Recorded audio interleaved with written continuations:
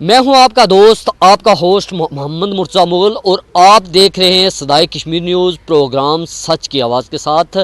जैसा कि पिछले दिनों एक कश्ती को हादसा पेश आया, जो कश्ती लेबिया जा रही थी, लेबिया से इटली जाएगी। नौजवान जो आज़ाद कश्मीर से यहाँ से सफ़र करके जा रहे थे, क्योंकि ये नौजवान गैर कानूनी तरीके से जा रहे थे और इनकी कश्ती को हादसा पेश आया और कश्ती उलट गई। नौजवान ज़िंदगी की बाजी हार गए।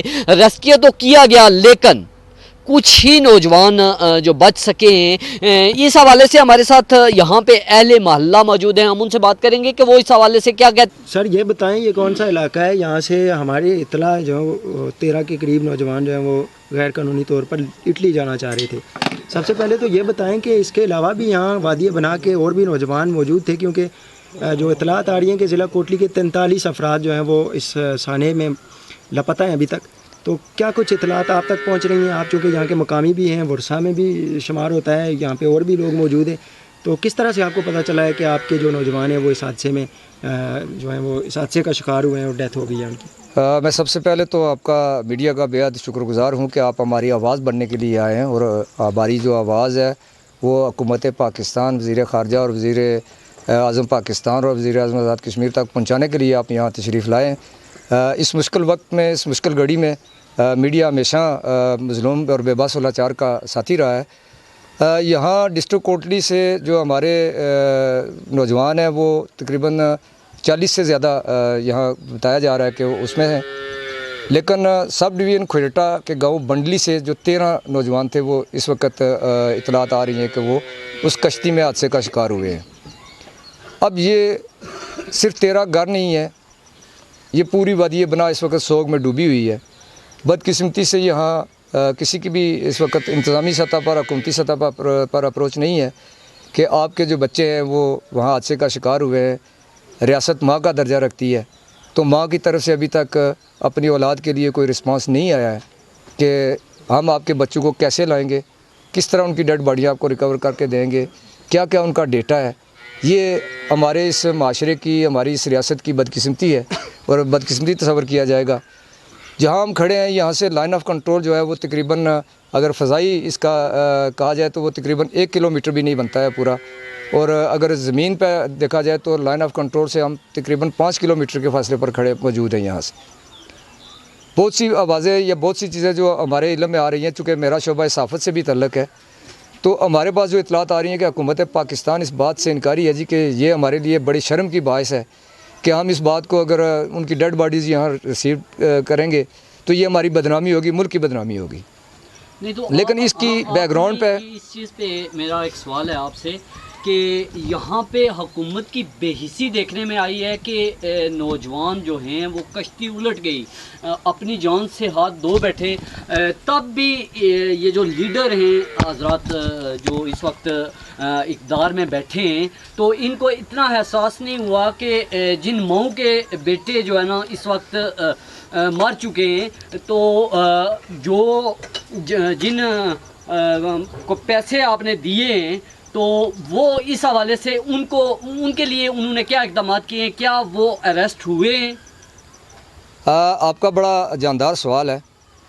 देखें, यहाँ से जो बच्चे जाते हैं लेबिया के लिए, वो लीगल वीज़े लेकर जाते हैं। उनका वहाँ का एक स्टेटस होता है, उनका बाकायदा प्रोटेक्टर हुआ है कि वो यहाँ से लेबिया पहुँचे हैं।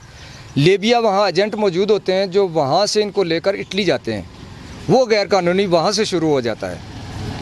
जो हुकूमत पाकिस्तान ये बात कह रही है जी कि ये हम गैर कानूनी बच्चे क्यों गए हैं, तो देखने वाली बात ये है कि ये हम जो इस खित्ते में रहते हैं, जैसे कि मैंने पहले बताया कि हम लाइन ऑफ कंट्रोल तकरीबन आज़ाद कश्मीर के आप 3 अज़ला कर सकते हैं जो लाइन ऑफ कंट्रोल से थोड़े से दूर हैं। उनमें मीरपुर है, उनमें पलंदरी है, उनमें मुजफ्फराबाद शहर है। ऑलमोस्ट जो हमारे 7 अज़ला आते हैं वो लाइन ऑफ कंट्रोल के बिल्कुल करीब करीब आ रहे हैं।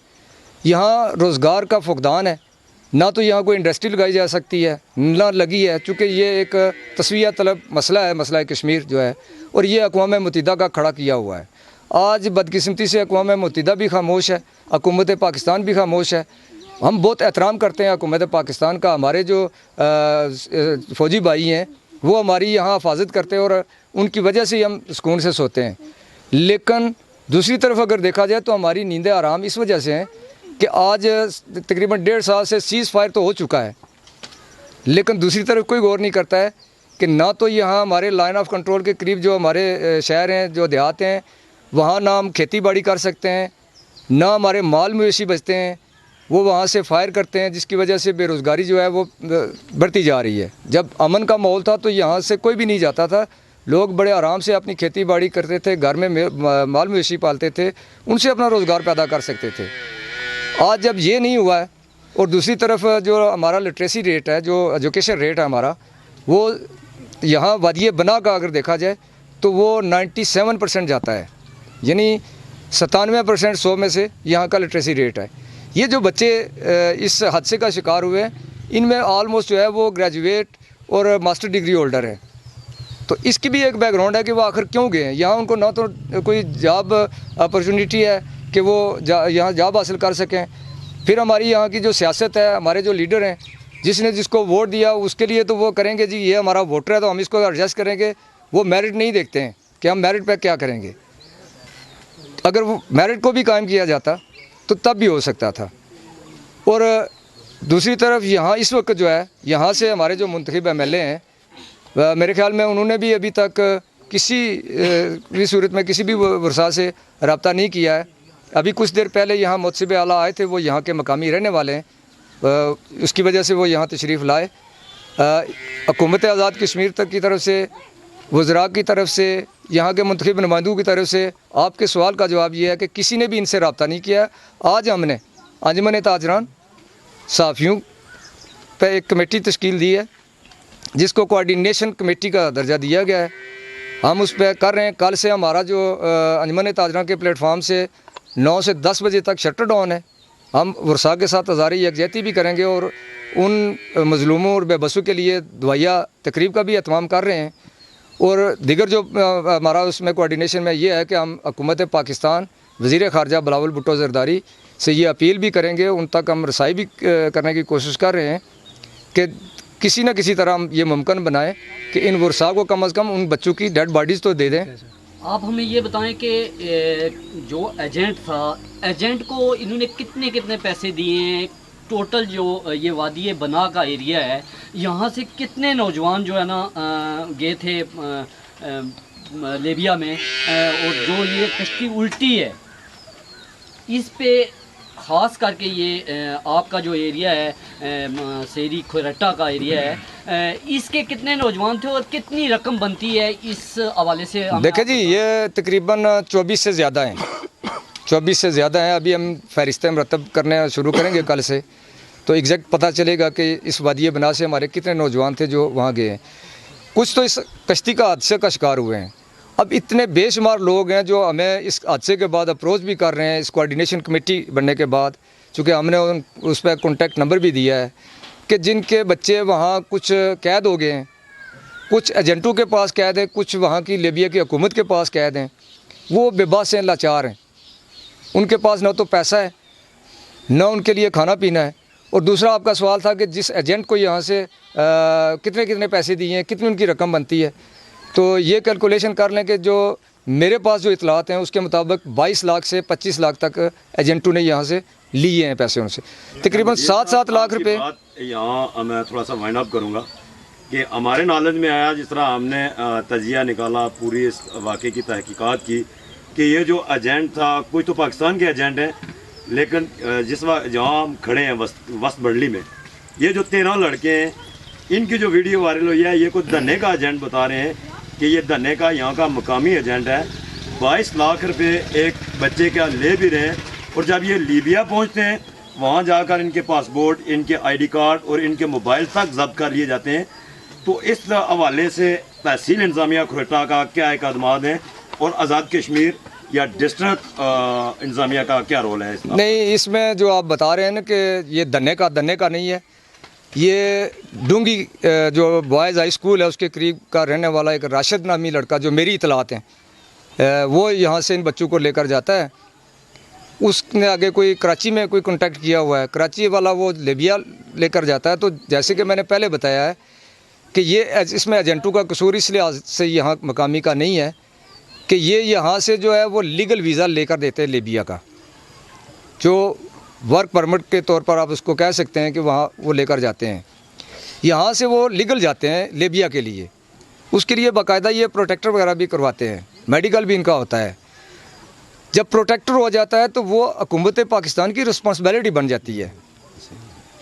ये FIA का काम है कि वो तहकीक करे कि वहाँ ये जो एजेंट यहाँ से लेकर जाते हैं इनके वहाँ क्या कॉन्ट्रैक्ट हैं, किससे ये मिलते हैं, कैसे ये डील करवाते हैं, किस तरह करते हैं, ये तो तहकीकबल काम है और ये हमारा नहीं है, ये मखसूस अदारों का काम है, ये उनको करना चाहिए।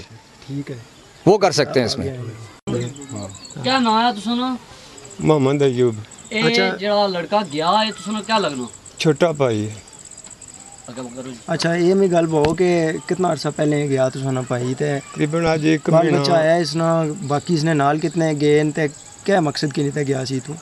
इतों फिलहाल तो 2 बंदे गए न, ये आपस में रिश्तेदार ही सन, कुछ तो पहले गए न तो कुछ बाद गए न। तो जड़ा छोटा भाई है इसने नाल 2 ही गए न। तो शादीशुदा 2 बच्चे न, एक बच्ची है एक बच्चा आया। बच्चे की उम्र करीबन 4 साल है, 4 तो भी कम ही है, तो बच्ची नहीं करीबन 1 साल। नहीं तो तुसा की किस तरह पता लगा कि वो लापता हो गए तो इस हादसे में शिकार तू हुए? असा कि यही आखी तो गया भाई मैं जुलिया लीबिया ने वीज़ा लवाया तो वीज़ा लीबिया जाई रहा। उत्थे जब गया तो उठू उस मैसेज किया सुबह, अगला दड़ा एक दिन खून किया, दूआ दड़ा मैसेज किया, मैं सुबह छिपा पर बही तो उठू असें मालूमात हुई है भाई वो तो बही है छिपे पर। तो जरा एजेंट से उसने रब्ता किया कि भाई ये तो काम होया तो वो गला क्या लाया मुझे सी उस एजेंटर ना तो नंबर शंबर साढ़े कोल कुछ ना भी असें कोल कोई नहीं सी, वो उससे अपने थ्रू ही मालूमात सारी की है। मगर ये किस तरह पता लगा कि साड़ा बच्चा इस कश्ती च सवार सी, कोई इस हादसे ना शिकार हुई है? उसी असें इसरा असें पता लगा भाई उस अरसे विच साढ़े 2 जवान जेड़े वो बच्चे न, जिन्हों विचों एक जड़ा उस दसिया भाई असां फलाने फलाने फलाने नाम ने भाई बंडली गाँव ने असां 12 तो 13 बंदे असां जड़ा ना भाई इस किश्ती ने सवार सो, तो लिहाजा उस असां तकने ही रहे भाई। चलो फिर साढ़े राजा फरियाद साहब वो इंग्लैंड तो आए न, उत्थे डेड बाडियां जड़ा ना जेड़े मरीज शरीज वो भाई चेक किते, उस बंदे को भी इंटरव्यू किंदा ने भाई साढ़े कड़े कड़े जवान सन जेड़े साढ़े बंडली ने भाई हल्के ने इत्था सन, उस फिर वो नाम दसे तो असें पता चलिया भाई साड़ा भी।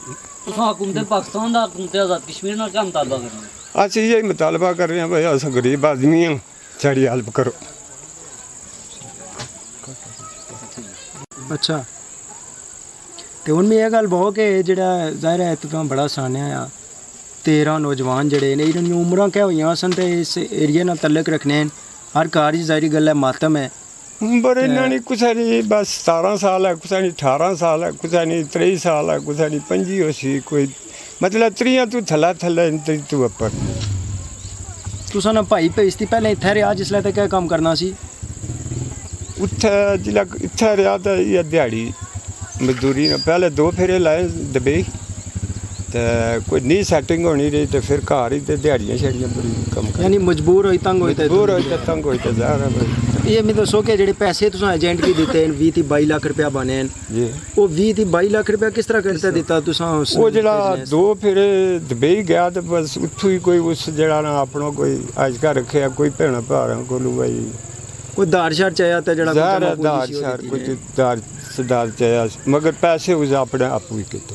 तो आखिर पर हकाम बाला की वज़ीर आज़म पाकिस्तान या वज़ीर ख़ारजा पाकिस्तान की क्या पैगाम देना चाहते हो अपने बचने वाले ना? अच्छा ये पैगाम देना चाहते हैं भाई साड़ी बिलावल भुट्टो साहब भी शहबाज शरीफ साहब भी, तो उन्होंने असें यही पैगाम देने हैं भाई साड़ी मदद करो, इसलिए असें सारा गम ही चूँ डड बाडियाँ साड़ियाँ जड़ियाँ पचाइयां जां कोई सारा थमन करो।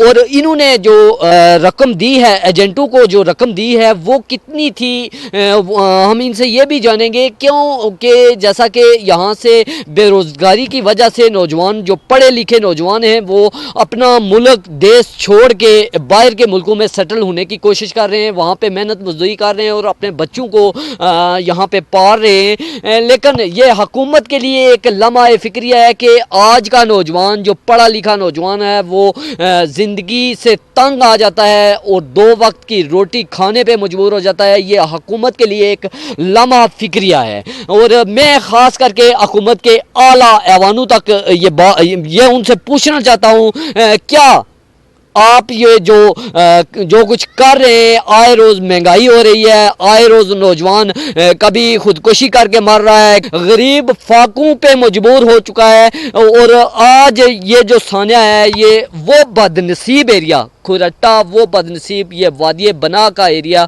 ये वो बदनसीब इलाका है जहाँ के नौजवान ज़िंदगी की बाजी हार गए। जब हम यहाँ पे पहुँचे तो वहाँ पे जो उनके वर्षा हैं, वर्षा को इतना पता नहीं है कि हमारा बच्चा ज़िंदा है या मर गया। जब हमने कुछ वर्षा से हमारी बात हुई तो उनका ये कहना है कि अभी तक हमें भी ये क्लियर नहीं हो सका कि हमारा बच्चा ज़िंदा है या नहीं। सिर्फ टोटल जो सोशल मीडिया पे खबरें वायरल हो रही हैं, कुछ वीडियो आ रही हैं, तो उस वीडियो से हमें पता चल रहा है कि हमारा बच्चा मर चुका है या ज़िंदा है। तो ख़ास करके ये हुकूमत के लिए एक लम्हा फ़िक्रिया है, क्योंकि हुकूमत की जानिब से अगर इन नौजवानों को नौकरी दी जाती तो आज ये नौजवान जिंदा होते, अपनों के साथ होते, आज मेहनत मजदूरी यहीं करते। और मैं ये गवर्नमेंट से पूछना चाहता हूँ कि खुदारा गरीब को इंसाफ दे ताकि गरीब 2 वक्त की रोटी खा सके। आज देख लें कि जो आटे का भाव है वो इस वक्त एक गरीब जो मेहनत मजदूरी करके अपना वक्त गुजारता है, 500 या 700 रुपये की वो दिहाड़ी लगाता है, वो शाम को अपने बच्चों को क्या खिलाएगा। ये हुकूमत के लिए एक लम्हा फ़िक्रिया है। और मैं सोचता हूँ ख़ास करके वो एजेंट जो बच्चों को यहाँ से भेजते हैं, सबसे पहले तो मैं ये कहना चाहता हूँ कि ये माँ बाप की भी गलती है कि कम से कम अपने बच्चों को वो बाहर भेजने से बेहतर है अगर आप 22 या 23 लाख रुपया लगा के अपने बच्चों को बाहर भेजते हैं, वो भी मौत खरीद के, तो वही 22-23 लाख रुपया अगर आप यहाँ पे लगाएं, अपनी मेहनत मजदूरी करें, तो इंशाअल्लाह ताला आप एक अच्छा कारोबार कर सकते हैं, एक अच्छा बिजनेस कर सकते हैं। आप यहीं पे रह के अपने मुल्क को खुशहाली की तरफ ले जा सकते हैं। लेकिन हमारे नुमाइंदे जो हम जिनको वोट देते हैं, वो नुमाइंदे अभी तक सो रहे हैं। हमारी एक शख्स से अभी बात हुई है तो उसका भी यही कहना था कि यहाँ का जो MLA है वो भी यहाँ पे अफसोस के लिए नहीं आया कि यार इतना बड़ा सानिया हो गया है। तो खुदारा मैं इतना कहूँगा कि गरीब का ख्याल करें। गरीब जो इस वक्त चक्की में पीस रहा है इस महंगाई के दौर में, वो अपने बच्चों को 2 वक्त की रोटी देने से भी कासर है। तो खुदारा इतना करम करें कि गरीब के लिए आसानियाँ पैदा करें ताकि वो अपने बच्चों को 2 वक्त की रोटी खिला सके। मुझे दीजिए इजाज़त, फिर मिलेंगे एक नए प्रोग्राम के साथ। अल्लाह नेगेबान।